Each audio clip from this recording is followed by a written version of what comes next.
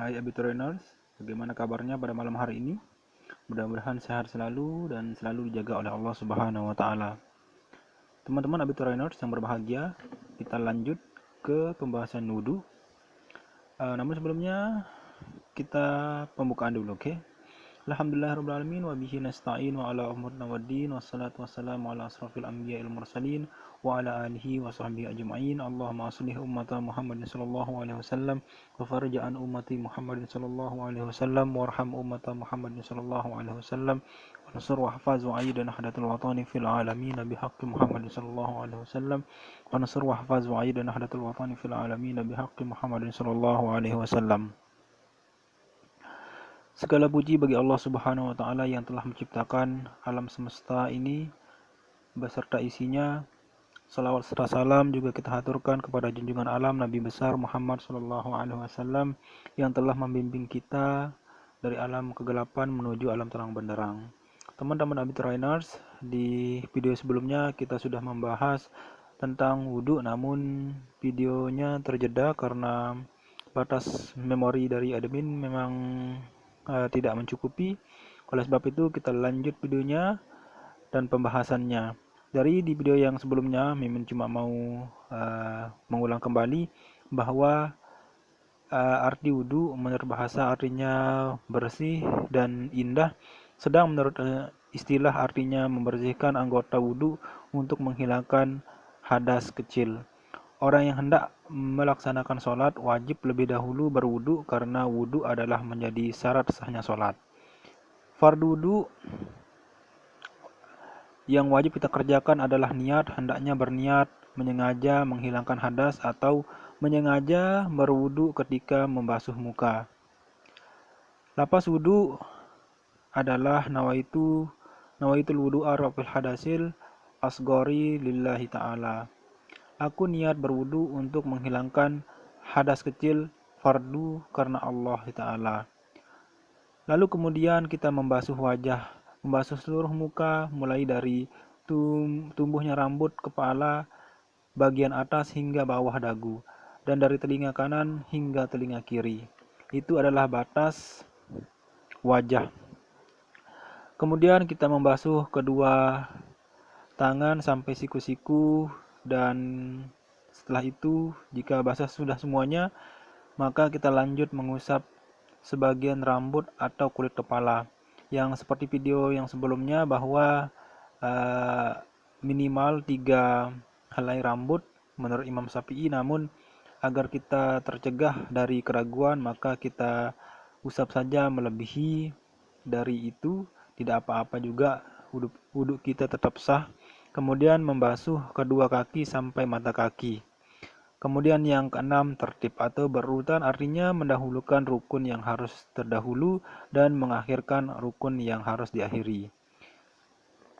Wudhu juga mempunyai syarat-syarat teman-teman. Yang pertama, Islam, tamyiz, yakin dapat membedakan baik buruknya suatu pekerjaan, tidak berhadas besar, dengan air suci lagi menyucikan, tidak ada sesuatu yang menghalangi air sampai ke anggota wudhu, misalnya getah, cat, atau sebagainya.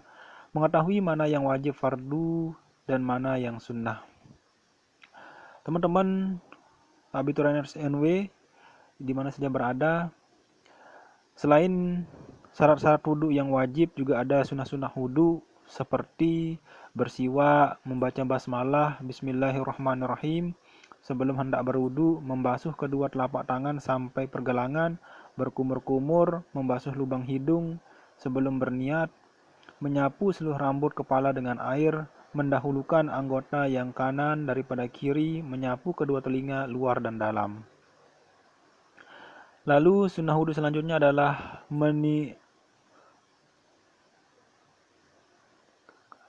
menigakalikan membasuh, artinya kita itu membasuh tangan 3 kali, muka 3 kali, mengusap kepala 3 kali, dan semuanya 3 kali. Itu adalah sunnah.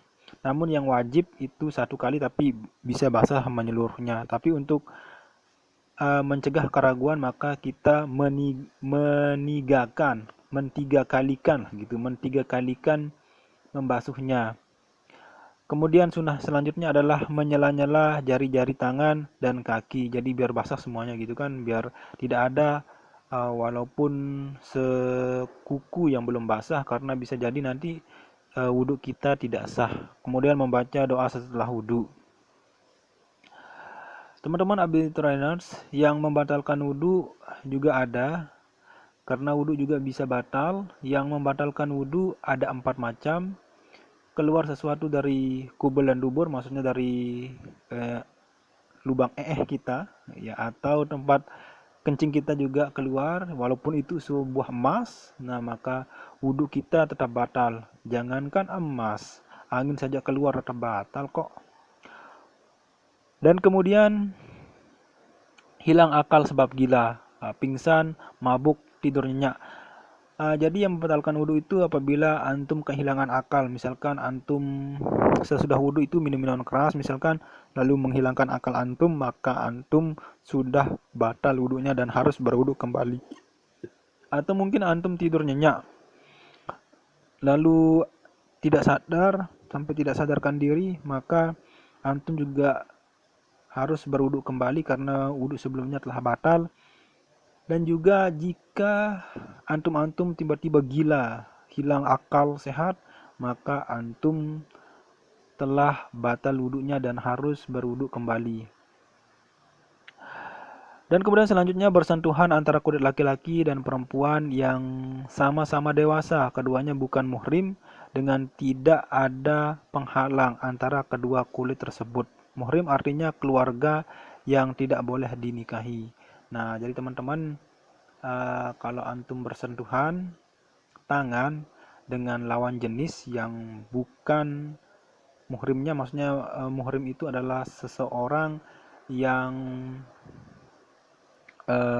tidak boleh dinikahi, ya, seperti ibu, bapak, kakak, itu kalau bersentuhan maka wudhu kita tidak batal. Tapi kalau selain daripada itu maka wudhu kita batal.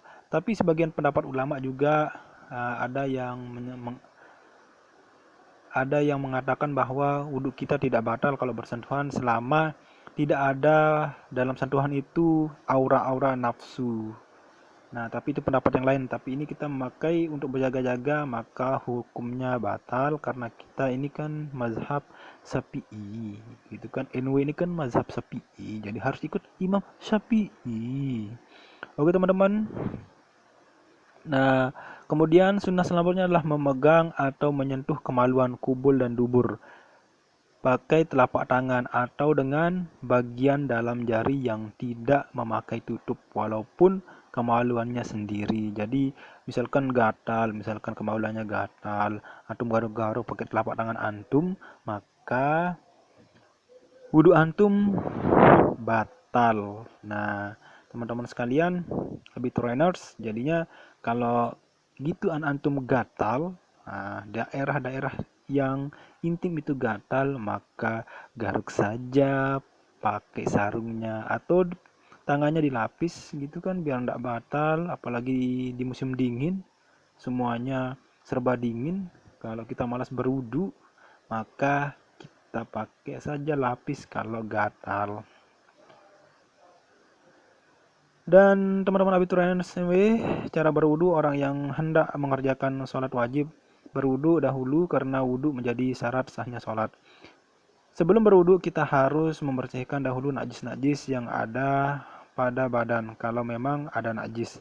Cara mengerjakannya ya pertama membaca Bismillahirrahmanirrahim sambil mencuci kedua belah tangan sampai pergelangan tangan dengan bersih. Kemudian yang kedua, selesai membersihkan tangan, terus berkumur-kumur 3 kali sambil membersihkan gigi.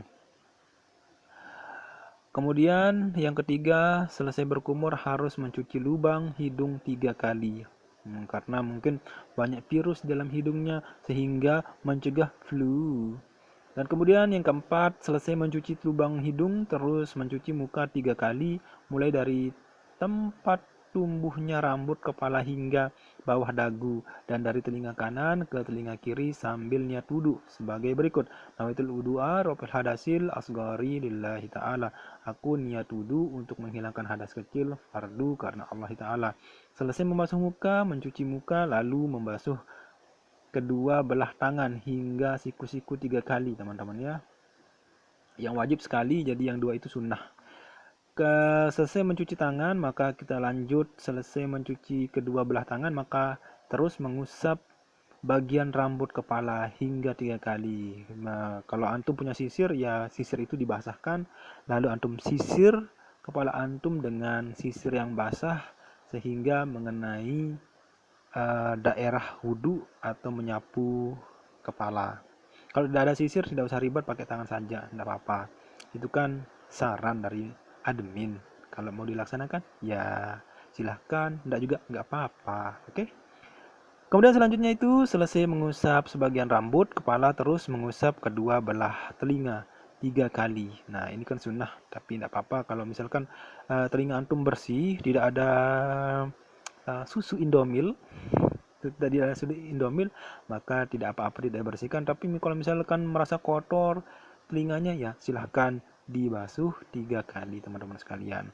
Dan kemudian setelah membasuh telinga, dan yang terakhir membasuh kedua belah kaki sampai mata kaki 3 kali. Nah ini hukumnya wajib teman-teman. Siapa tahu teman-teman admin, teman-teman Abiturieners sudah nginjak TAI dari yellow tie. Nah harus dibersihkan dulu teman-teman sekalian. Nah kemudian dalam melaksanakan pekerjaan-pekerjaan tersebut di atas atau wudhu dikerjakan dengan berturut-turut, artinya rukun-rukun yang harus didahulukan maka dilakukan dari muka, kemudian setelah muka itu tangan, setelah tangan itu kepala, setelah kepala itu telinga, setelah telinga itu kaki, kemudian itulah yang disebut dengan tertib. Nah teman-teman Abiturieners, bagi teman-teman yang sudah berwudu, ada melaksanakan wudu, hendaknya kita berdoa ya sebisa mungkin. Nah doanya seperti ini: asyhadu an la ilaha illallah wahdahu la syarikalah wa asyhadu anna muhammadan abduhu wa rasuluh. Allahumma ja'alni minat tawwabina wa ja'alni minal mutatahhirina wa ja'alni min ibadikas sholihin. Jadi teman-teman Abiturieners, kita kalau misalkan doanya terlalu panjang, ya bilang asyhadu an la ilaha illallah wa asyhadu anna muhammadar rasulullah saja boleh. Atau misal antum tidak hafal, ya bisa pakai Allahumma ja'alni minat taubin wa ja'alni minal mutatahhirin, ya bisa juga. Atau misalkan antum mau lengkap, ya enggak apa-apa, bilang asyhadu an la ilaha illallah wa asyhadu anna muhammadar rasulullah wahdahu la syarikalah. Allahumma ja'alni minat tawabin wa ja'alni minal mutatahhirin wa ja'alni min ibadika sholihin. Atau yang paling lengkap, asyhadu an la ilaha illallah wahdahu la syarikalah wa asyhadu anna muhammadan abduhu wa rasuluh. Allahumma ja'alni minat tawabina wa ja'alni minal mutatahhirina wa ja'alni min ibadika sholihin. Nah, teman-teman mau tahu enggak artinya? Artinya begini: aku bersaksi bahwa tidak ada Tuhan selain Allah yang Maha Esa, tidak ada sekutu baginya, dan aku bersaksi bahwa Nabi Muhammad adalah hamba dan utusannya. Ya Allah, jadikanlah aku golongan orang yang bertaubat, golongan orang-orang yang suci, dan jadikanlah aku golongan hamba-hambamu yang soleh. Nah teman-teman, itu tadi tentang berwudu. Nah jadi teman-teman, bagi teman-teman yang hendak melaksanakan sholat, diharapkan untuk berwudu dulu dengan benar, karena wudu itu juga syarat sahnya sholat. Walaupun memang di daerah wudu apabila tidak dibasahi walaupun sebesar kuku daerahnya yang belum dibersihkan, maka wudu itu tidak sah. Nah kalau ada di daerah wudu, misal di tangan atau di kepala atau di muka, mungkin antum pusing, lalu pasang handoplas untuk mencegah pusingnya. Nah kalau berwudu diharap dilepas dulu, nanti dipasang lagi, kita berwudu, kita basahi semuanya. Apabila ada catnya dibersihkan dulu, apabila ada getah di tangan kita bersihkan dulu, biar air wudu itu tidak terhalang. Nah begitu Abiturieners. Nah ya mungkin itu saja yang bisa kita sampaikan pada malam hari ini. Mudah-mudahan bermanfaat bagi antum sekalian. Dan apa lagi ya? Ya, cuma itu sajalah sampai saat ini. Backgroundnya masih tetap segini-gini aja. Ya, tapi seperti yang saya bilang tadi, unzur man qala wala tanzur man qala. Oke, teman-teman, itu saja ya kita sampaikan. Wallahu muwaffiq wal hadi ila sabilir rasyad. Assalamualaikum warahmatullahi wabarakatuh.